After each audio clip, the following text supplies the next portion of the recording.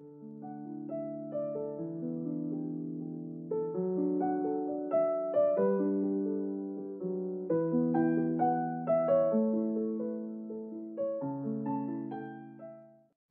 à tous, c'est Carfax, j'espère que vous allez bien. On se retrouve avec un petit peu de retard, je m'en excuse, pour aujourd'hui parler de ce que j'ai pu lire ou visionner durant le mois d'octobre, donc le mois d'Halloween. Je vous raconte ça tout de suite. Donc ce mois-ci, j'ai profité un peu des vacances scolaires pour regarder quelques films. Par contre, je n'ai pas avancé sur les séries, donc il n'y aura pas de série dans cette vidéo. Mais vous aurez droit à 2 films. Tout d'abord, le premier que j'ai pu voir, c'est en DVD, c'était Mortal Engines. C'est un film qui date de 2018, c'est un film plutôt steampunk. Je m'attendais pas du tout à ça, parce qu'en fait, je croyais que c'était un film qui était en rapport avec la série des Mortal Instruments, les romans ados que je suis en train de lire. Et en fait, pas du tout. Ça y ressemble sans y ressembler, en fait. Certains personnages sont un peu similaires, mais l'histoire se déroule dans un monde complètement différent. Donc je vous laisse voir la petite bande-annonce pour vous faire une petite idée de ce film. Qu'est-ce que c'est? Ça, c'est Londres. 1 heure, c'est tout ce qu'il a fallu pour conduire l'humanité au bord de l'extinction. Les peuples se sont relevés. Une nouvelle ère est née. Celle des cités prédatrices. La loi du plus rapide.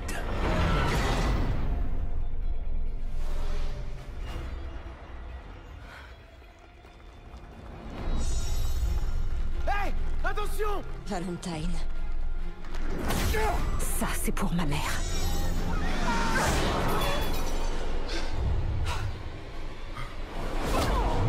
Arrêtez-la!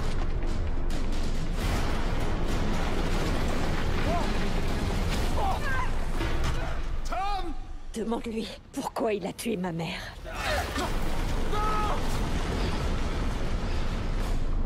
Donc comme je vous l'ai dit, c'est un film à tendance steampunk, puisqu'on voit beaucoup de... Les villes sont représentées par des machines qui marchent, en fait, qui sont en mouvement. C'est vrai que c'est un univers très visuel, donc il faut quand même aimer la SF, tout ce qui est un peu comme ça. L'histoire est très intéressante aussi. Je pense que c'est plutôt destiné à un public adolescent aussi, mais c'est quand même bien plaisant, un bon divertissement. Bref, je vous le recommande si vous aimez ce genre d'univers un peu apocalyptique, un peu science-fiction, un peu tout ça. Les acteurs sont plutôt bons, visuellement le film est superbe.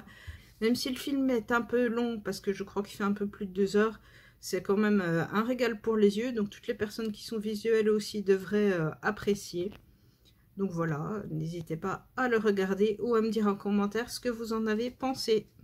Autre film vu donc en octobre dernier, c'est le film donc Action Live du Roi Lion. Donc il est sorti cet été si je ne me trompe pas. Et c'est vrai qu'au départ j'avais envie d'aller le voir, mais j'ai eu beaucoup de retours négatifs de la part de mes amis, mon entourage, même sur internet. Donc finalement j'ai complètement abandonné l'idée. Surtout faute de temps et pour d'autres raisons, mais du coup j'avais plus du tout envie d'aller le voir. J'ai donc attendu d'avoir une autre occasion et celle-ci s'est présentée donc en octobre. Je l'ai regardée avec mon frère et finalement j'ai été bien surprise. J'ai entendu pas mal de critiques, notamment au niveau du doublage. On m'a dit qu'il n'était pas terrible. Personnellement, je m'attendais vraiment à quelque chose de complètement nul, hein, autant le dire. Et finalement, j'ai pas trouvé ça si nul que ça. Le film reprend quand même complètement le dessin animé de Disney. C'est vraiment la même histoire, bien sûr, mais les plans, la façon de tourner, etc., c'est vraiment la même chose. Tout ce que tu vois obéit aux lois d'un équilibre délicat. Quand chacun se demande ce qu'il peut gagner, un vrai roi se demande ce qu'il peut offrir.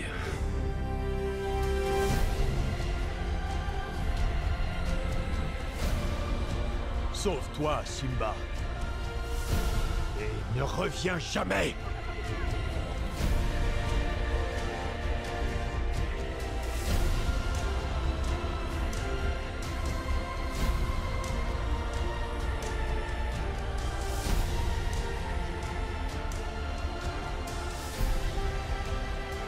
Il te faut prendre ta place.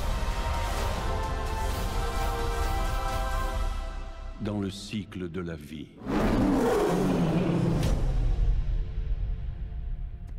Je pense que les fans du dessin animé devraient quand même être contents. Malgré ce que j'ai pu lire sur le net, j'ai vu que beaucoup de personnes étaient quand même... n'avaient pas adhéré au design des personnages, mais personnellement, moi, ça ne m'a pas choqué. Je trouve même que c'est réaliste.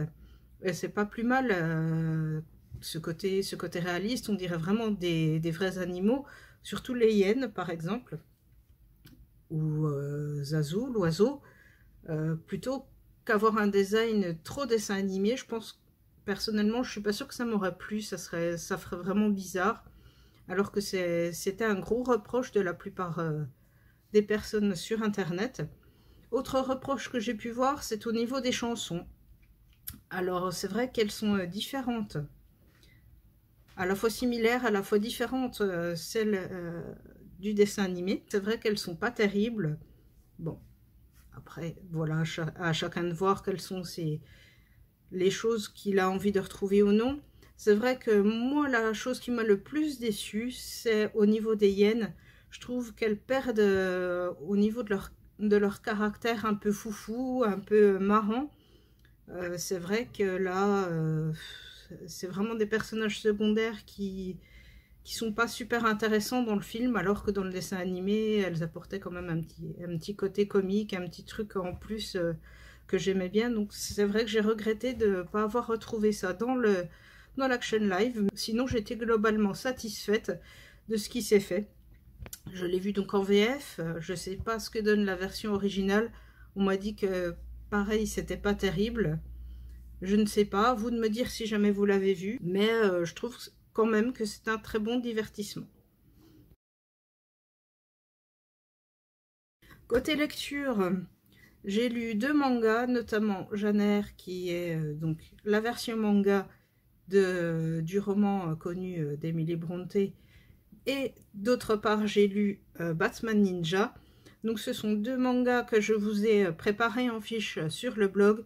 Je vous mets le lien dans la vidéo, comme ça les personnes intéressées peuvent aller voir directement l'affiche, lire, voir les petits trailers, etc. etc.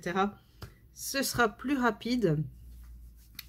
Sinon, toujours côté lecture, j'ai profité d'Halloween pour me plonger dans des lectures un petit peu fantastiques. Tout d'abord, j'ai commencé par la collection Les Carnets de Lovecraft, qu'on peut voir comme ceci. Ils sont donc très très jolis, bien illustré. Je vous montre, voilà par exemple une page. Donc c'est chez Bragelonne.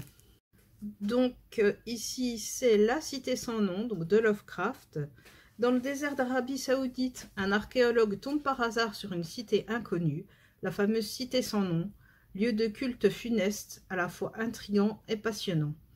Rapidement, cet homme est seul et subjugué par ce lieu légendaire, et s'y enfonce toujours plus, malgré ses découvertes cauchemardesques. Au plus profond des tunnels, il découvre des fresques évoquant une attaque de la ville, ainsi que des momies d'êtres reptiliens. Il finit par comprendre que ceux-ci étaient les habitants de la cité. Donc les éditions Bragelonne proposent l'édition des nouvelles de Lovecraft. Je pense que tout le monde connaît ce maître incontesté du fantastique. Donc cette collection, ce sont des carnets richement illustrés.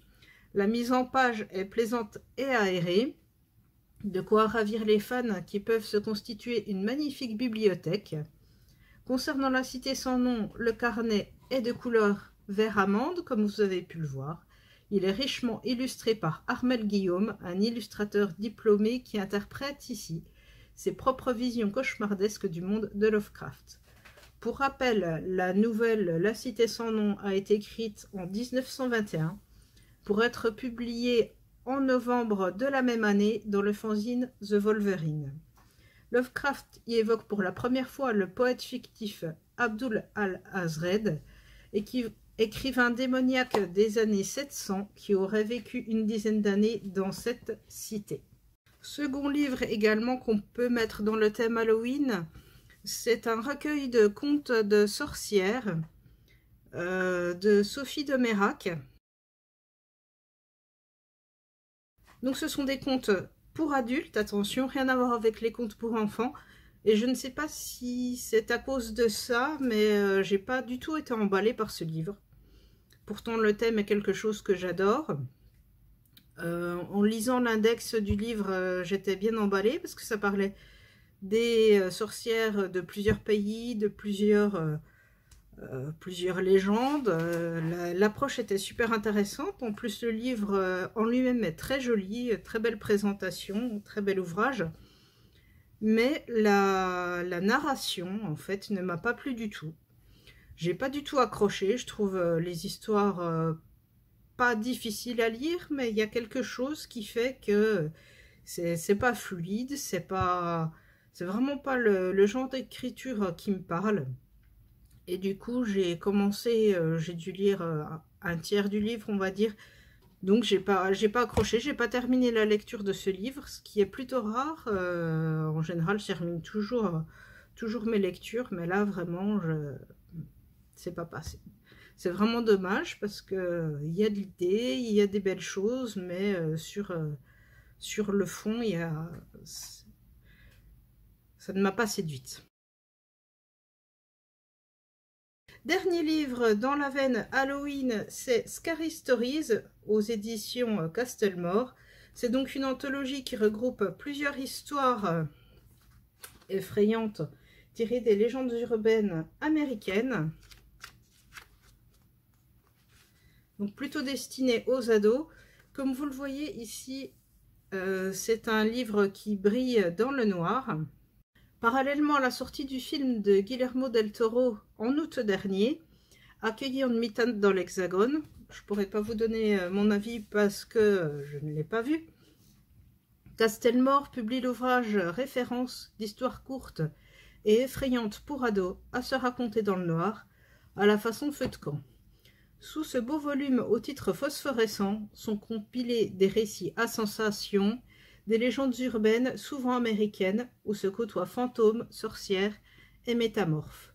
On retrouve aussi des histoires plutôt drôles, des chansons loufoques et des récits authentiques. Le tout est illustré avec brio par Stephen Gammell. En fin de volume, des notes expliquent les sources de chaque histoire, et rien que cela vaut le coup d'œil, autant sinon plus que les histoires elles-mêmes. C'est vraiment ce que j'ai préféré personnellement dans l'ouvrage, parce que l'auteur explique un peu comment il a recueilli, où il a recueilli ses histoires, et comment il les a réécrites à sa façon. Je trouve ça vraiment super intéressant. Ici, point de Sarah Bellows. Donc Sarah Bellows, pour ceux qui ne le savent pas, c'est l'héroïne du film qui trouve le livre Scary Stories et se met à raconter les histoires. Mais c'est une anthologie classique, indémodable de la littérature américaine que les ados aimant frissonner vont adorer. Amazon conseille ce livre à partir de 9 ans. Personnellement, je reste assez sceptique. J'aurais dit plutôt 13 ans. À chacun de voir. Il y a des histoires pour tous les goûts et toutes les phobies. Alors que ce soit les araignées, les fantômes, les loups, les sorcières, ce que vous voulez, tout y passe. Malgré tout, elles ne feront pas toute mouche sur un public adulte habitué au genre et biberonné au lait de King et autres. À noter que 2 volumes supplémentaires existent, mais uniquement en anglais. Donc voilà pour mes recommandations du mois d'octobre. J'espère qu'elles vous auront plu. N'hésitez pas à me dire dans les commentaires ce que vous avez pu voir ou lire pour Halloween ou autre. Ça me donnera certainement des idées, peut-être envie de découvrir de nouvelles choses. Je vous remercie de nous avoir suivis cette fois encore. N'oubliez pas de mettre un petit pouce, c'est toujours le bienvenu, de vous abonner si vous ne l'êtes pas et de laisser des petits commentaires, ça fait toujours super plaisir.